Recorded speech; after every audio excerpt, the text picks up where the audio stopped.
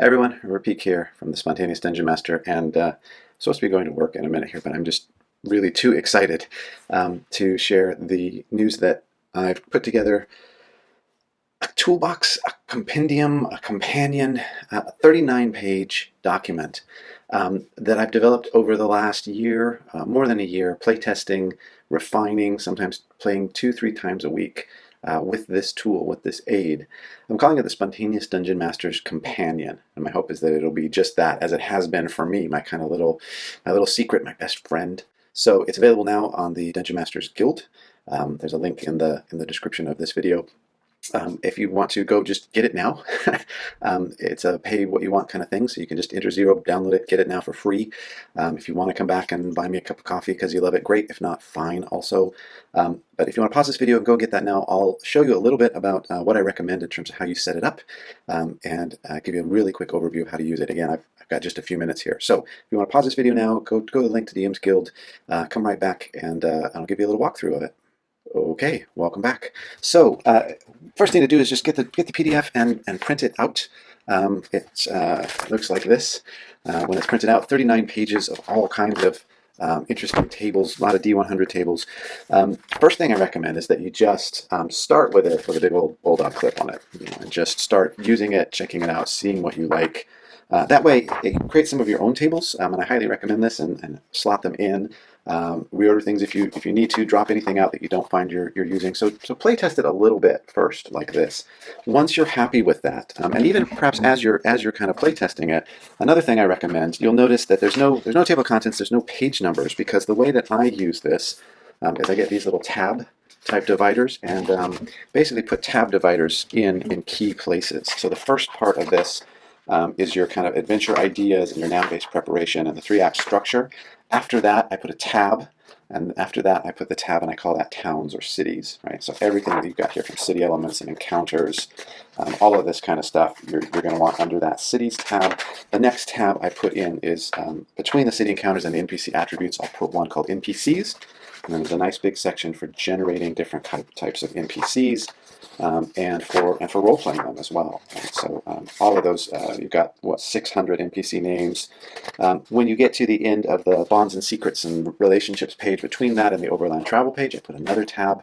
I call that, what do I actually call it? I call it travel.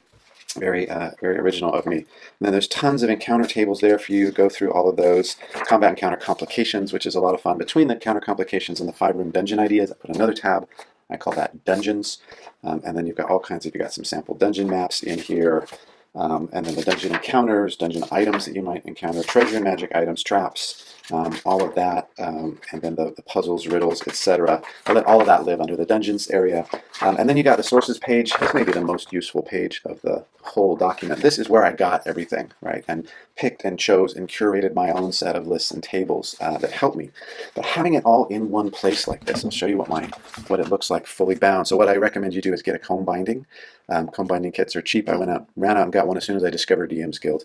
And get this bound up. This is an earlier version of the cover, but this is my actual playtest version. And as you can see, it's like we're going to a town. Great. Flip through the tab.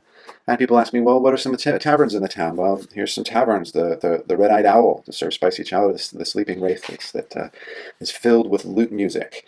What's unique about this town? Well, there's a huge statue of a serpent woman, right? I'm just literally just riffing on these things. I could be rolling as well.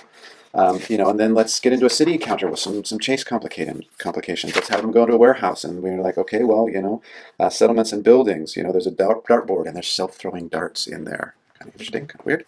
And then they're on a trip, go to overland travel. They're in a dungeon. Great, they went somewhere unexpected, and you can create a 5-room dungeon for them in a matter of a few minutes, populated with treasure and magic items and monsters as you go, as you discover it along with them. So this has been my absolute best friend for over a year of, again, 2 to 3 times a week campaigns and one-shots. Basically, these days, I have this with me. You'll notice that I use a plastic labeler to label the tabs just to keep them neat. I've also taken that same plastic labeler to my monster manual. And as you can see, I've just tabbed out the alphabet, and then here I have creatures and NPCs. Between a tabbed out version of the monster manual, this DM's Companion, and a searchable version of the player's handbook on my phone, Between those three elements, I have everything I need to run a great session, to show up anywhere, to prep a session within about 15 minutes, and to go on an adventure with rich, interesting NPC characters, unique, weird, wonderful monsters, strange situations, interesting living dungeons, all kind of made up somewhat on the fly. The only other thing I need, of course, is a good notebook, take copious notes about what's going on and replay that throughout the session. So this is how I recommend you assemble it. This is the kind of thing it should look like with the tabs once it's done. And my hope is that it will be just as useful a resource for you as it has been for me well over a year now. I will go into much more detail about this. I'll go through kind of what all of these sections are and how you can use them and some tips to kind of optimize all of that later in another video. I'll also be using this to give you examples of exactly how I play in a more spontaneous ways, in particular how to prepare sessions and maybe after some sessions debriefing. Well, what did I use? How did I navigate some of those sessions using my handy DM's companion? My hope is that it's your new favorite secret weapon and that it makes you a much more spontaneous DM, much more confident to just show up, run a session, and have a blast. Check it out.